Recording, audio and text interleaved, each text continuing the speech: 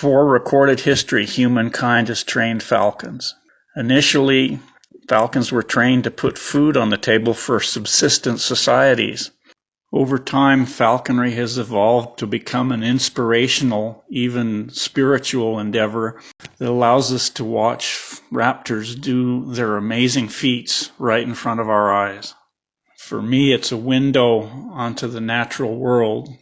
Caring for raptors requires a great deal of physical and financial sacrifice. Birds need to be fed and housed and maintained 365 days a year, no matter what else is happening in your life at the time.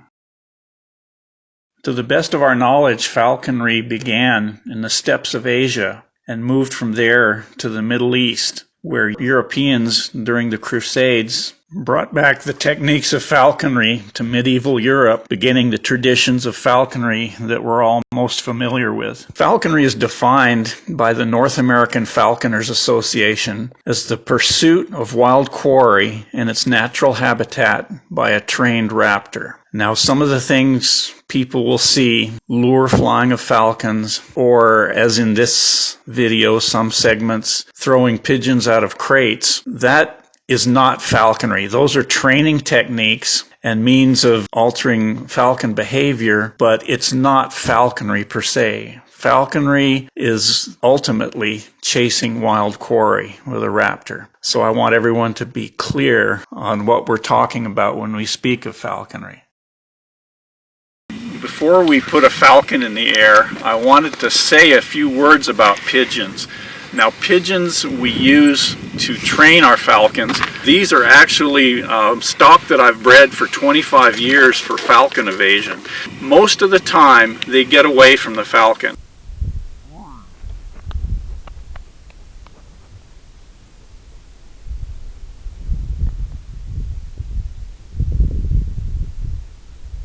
And that's what the idea is, to get the falcon in shape before the duck season opens. And so any other type of bird you throw under a falcon, be it a duck or a pheasant or anything, they're dead meat, literally. The falcon will catch them. But you can take these homing pigeons and throw them under a falcon, and it's practically the only bird that can get away.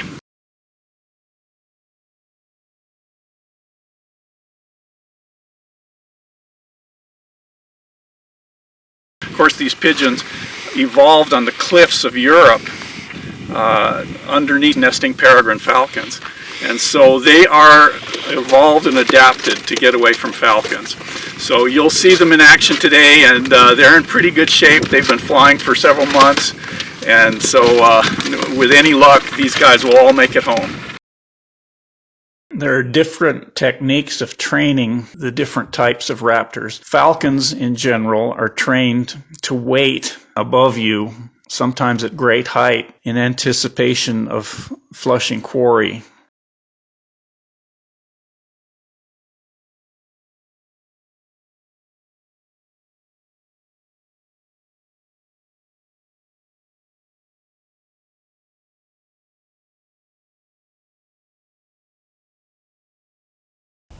One, two. Occasionally, pigeons will lose their nerve with a falcon overhead, and this one decided to go hide under the cars instead of outfly the falcon in the air. Not exactly what I want to see in my pigeons. When you turn your falcon out into nature, it can be a very scary thing, because all the rules of nature apply to your captive falcon, and other predators like eagles or red-tailed hawks or coyotes can come in and kill or injure your bird. Oftentimes you're not close enough to intervene and help her. Over time, you build a bond with your bird, and the bird learns to anticipate what you're going to do, and you anticipate what your bird is going to do, and together you make a well-functioning team.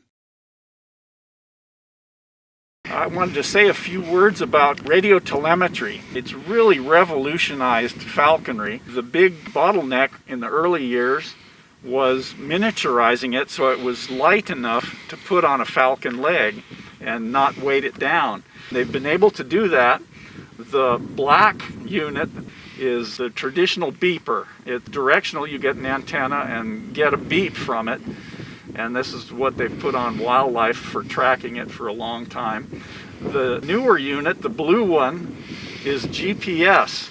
And it actually interfaces with Google Maps, and you can see in real time right where your bird is, like on that windmill over there 3 miles away, and you drive right to it. And it's just made everything so much easier. In the day when I first started flying falcons, I would not have any kind of control at all, no way of getting the bird back other than just going out and finding it. I can't say enough about radio telemetry, but it's really made our life so much easier. So I attach one unit to the leg, and it can be tricky because she wants to fly. She's ready to go, and won't always sit still for me. But my system, I have a snap-on for convenience, and then I put a wire tie over that for security, so that so it will stay on.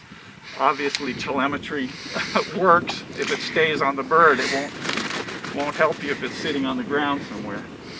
And then the other attachment is on the back. You can see I have a mount on the back there.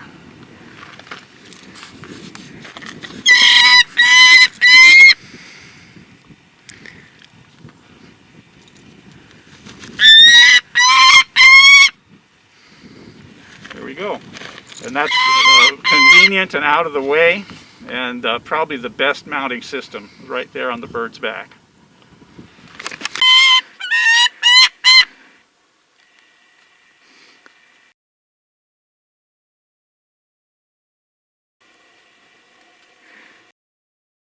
A well-trained falcon will make circles above you climbing even in cold air and get that height requirement that makes successful hunting possible.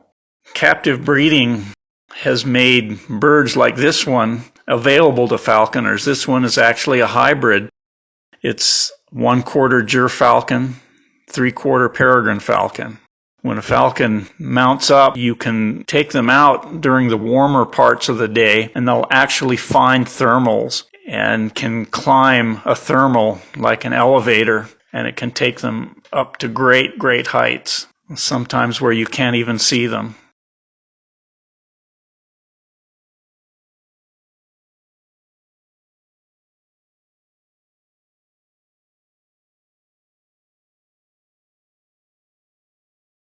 Sometimes getting a bird into the air is a little bit problematic because the bird wants to fly so badly and just can't wait to get that hood off.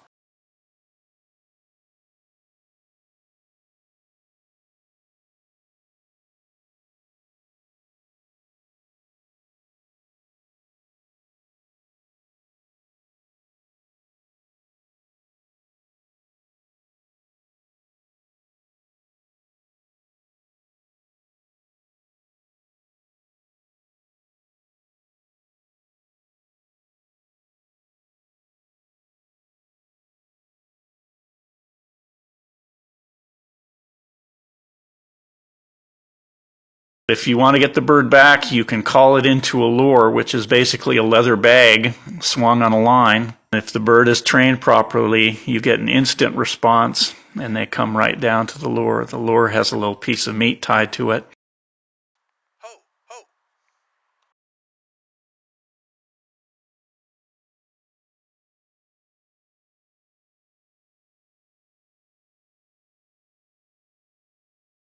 When they finish that, you can get them to hop over to your glove and hook them up and put the hood on and go home.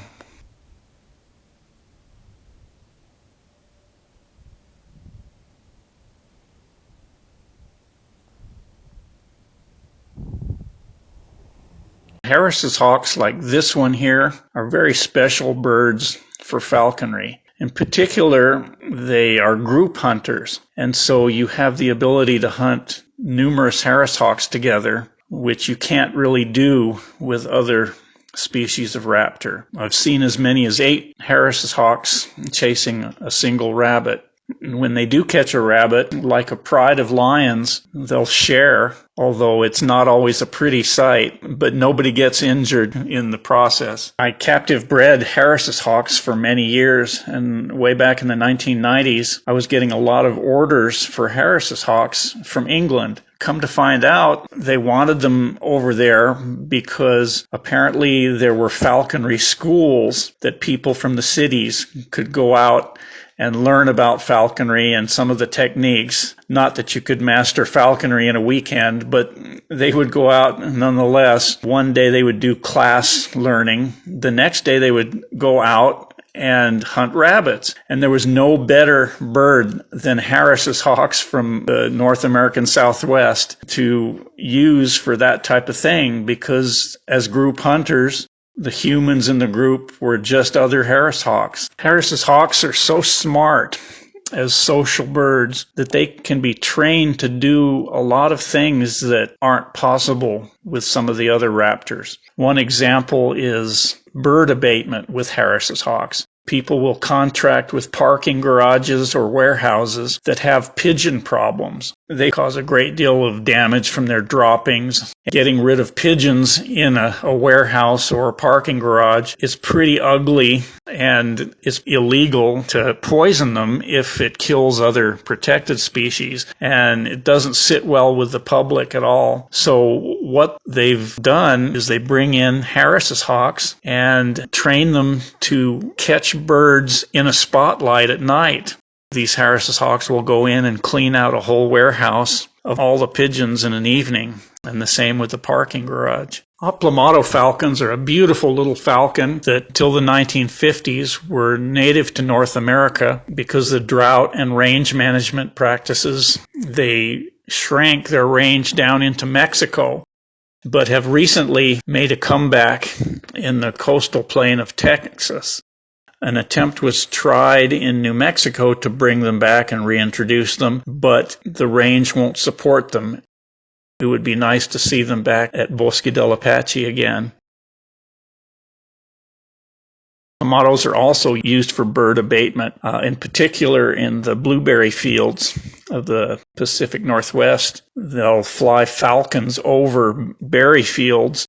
The silhouette of a falcon up above terrifies the blackbirds and starlings and all that are in there eating all the blueberries. And they've had very good success chasing birds out of berry fields with captive bred Abatements and Abatement hybrids.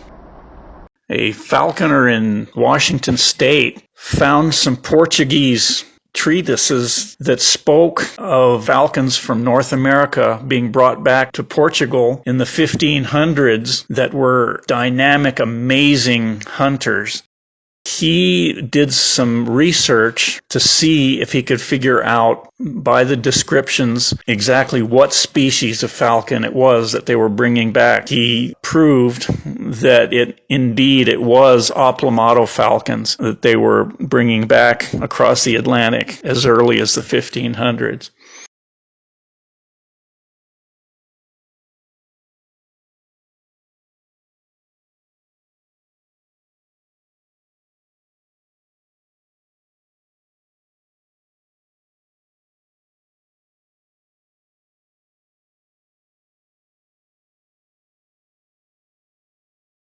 Abatements are highly valued in falconry because Abatements are very gutsy birds.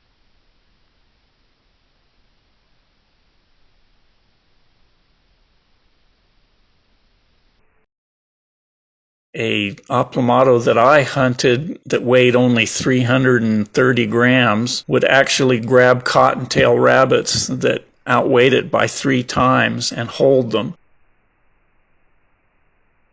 Hunting raptors has been the passion of my life. I've rearranged my working life and so I can get out every day and fly these amazing birds. I get to see the sun come up every morning out with the falcons looking for ducks, and I get to see the sun set every evening out with the Harris's hawks trying to find rabbits. I've dedicated my volunteer life to protecting wild places for wildlife, but especially raptors. The greatest thing we can do for raptors is protect wild, magical places like Bosque del Apache.